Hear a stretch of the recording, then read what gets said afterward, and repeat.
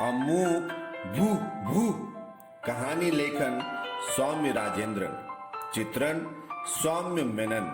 मैथिली में अनुवाद आशुतोष झा। कथावाचक विकास विनीत झा। प्रस्तुति अरिपन फाउंडेशन। अम्मू लग कोनो कुकुरक बच्चा नहीं छले, मुदा स्कूल में ओ सबके कहने छल जो ओकरा लग एकटा कुकुरक बच्चा छे। हमर कुकुरक बच्चा के नाम ब्राउनी छे, ओ वेणु के कहलक। ब्राउनी केरा खाई छे, ओ अब्दुल के कहलक। ब्राउनी कारी छे, ओ कुमारी के कहलक। ब्राउनी हमरा संग गेंद से हो खेलाय छे, ओ उन्नी के कहलक।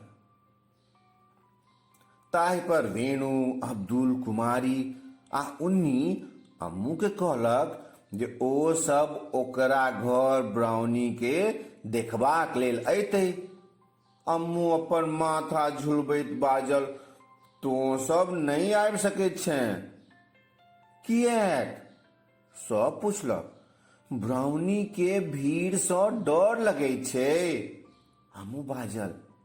तखन हम सब ओकरा संगे बेरा बेरी खेलायब, कुमारी कहलक।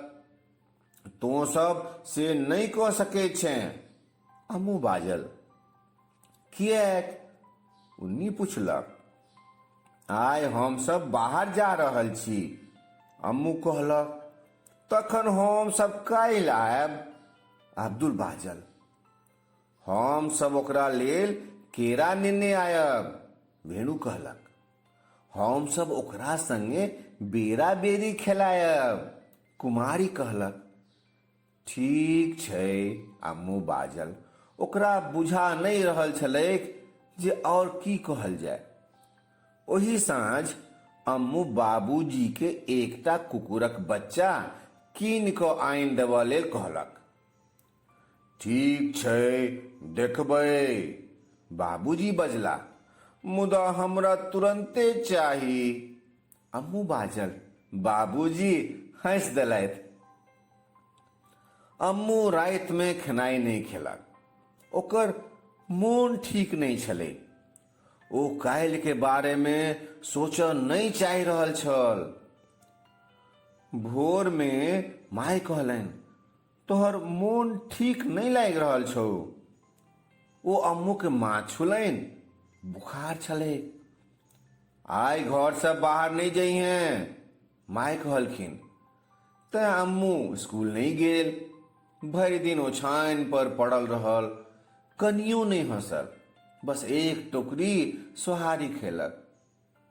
साँझ खन वेणु, अब्दुल, कुमारी आ उन्नी घर आयल। तो आ स्कूल किएक नहीं एलही? उन्नी पूछलक। हमर मोन ठीक नहीं अछि, अम्मू बाजल।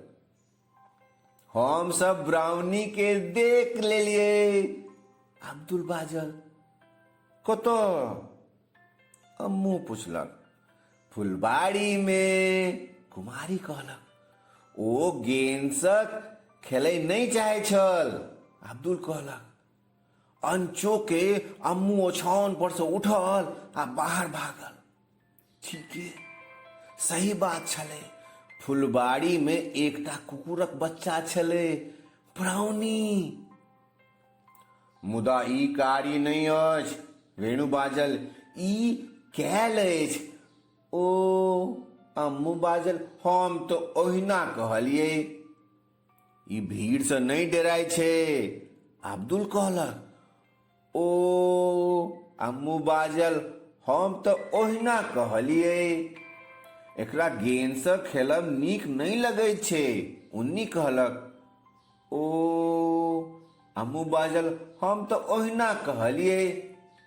मुदा एकरा केरा नीक लगै छै, कुमारी कहलक। से तोरा हम कहने रहियो ने, अम्मू खुशी खुशी बाजल।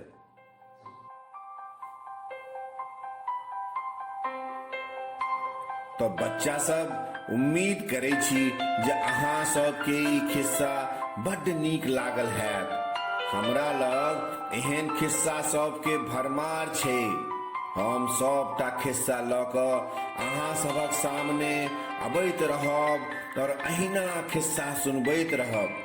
अहाँ सब मोन लगा कऽ खिस्सा सुनू और हमरा सब पर अहिना प्रेम बनेने रहू।